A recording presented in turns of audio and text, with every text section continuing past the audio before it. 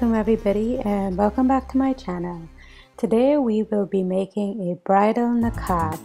So let's get started. You're going to need a piece of fabric. I used a sheerish chiffonish fabric because I find that it flows a lot better once you put it on and it's not too hot. I got some bling from my local fabric store, but if you go on Amazon they have it at a really good deal. This is some sticky back pearls that I got from Dollarama in Canada. This is a piece of lace that I got at my local fabric store. You're going to need glue gun, some sequins and seed beads to match whatever color you're doing, and you're going to need a glue gun and needle and thread and a piece of paper to protect your surface. So the first thing you're going to do, you're going to cut a piece of fabric that is 17 plus 1 inches for seam allowance and 24 plus 1 inch. And then you're going to cut a piece of cotton. I do suggest you use cotton. Mine was 50 inches in length and 4.5 inches. Half an inch was seam allowance.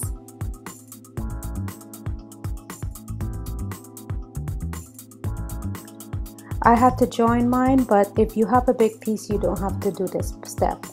Now iron it together and sew it. Now what I did after I sew it was that I also got the iron and I put the seam on the bottom and I ironed that down. Now I do suggest that you put the sequins on before you actually sew the edges of the fabric up, but just in case you didn't do that, I'll show you how to do it. Once you sew the fabric up, you're going to need to leave 4 inches so that you could turn it over on the right side. You could use that space to put the sequins on.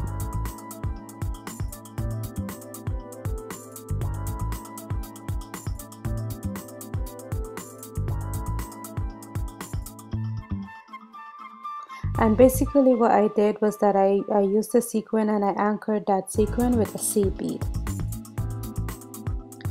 The next step is just to attach the pearls to the bling. I usually just put my pearls on the bling in the center, and if you notice I'm only using 3 rows of bling and not the entire 6. So I put the pearls on so I could have an exact measurement of how much pearls I need before I glue it. After you have the pearls attached, you're going to take your glue gun and you're going to put dots of glue in the little grooves of the bling. I suggest you don't put a long line of glue because it makes it messy and it looks very untidy.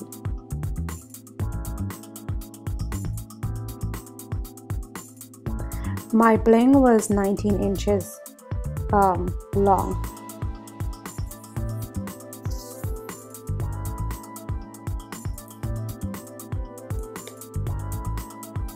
And that's what it's going to look like once you're done.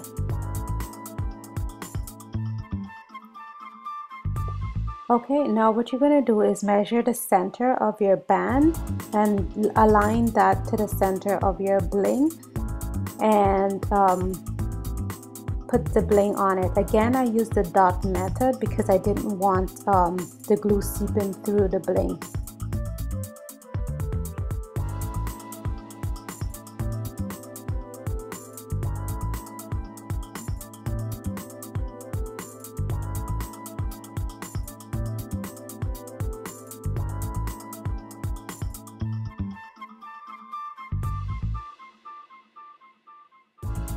Okay, and there we have it. Now the next step is to attach the lace to the body of the niqab. As you guys see, I went ahead and I put a little bit of design beads on my lace because I wanted it to just have a little bit of a pop. Locate the center of your niqab and the center of your lace. In my case, it was very easy. The center had a point, but you may need to measure it. I suggest you place a pin in the center and then go ahead and in some straight stitch just attach that lace to your niqab, the body of the niqab. And how I did it, I took a little bit of thread up and then I did a big thread on the back. But just do some straight stitch right across.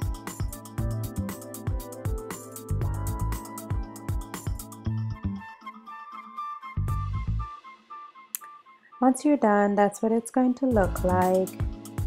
Now for the final step of the niqab, we're going to attach the headband part to the body of the niqab. What you're going to do, you're going to sew 4 inches on either side of the niqab. But this is personal preference, depends on how much you want your eyes to be open, the slot for your eyes to be open, sorry. Once you're done, this is what it looks like.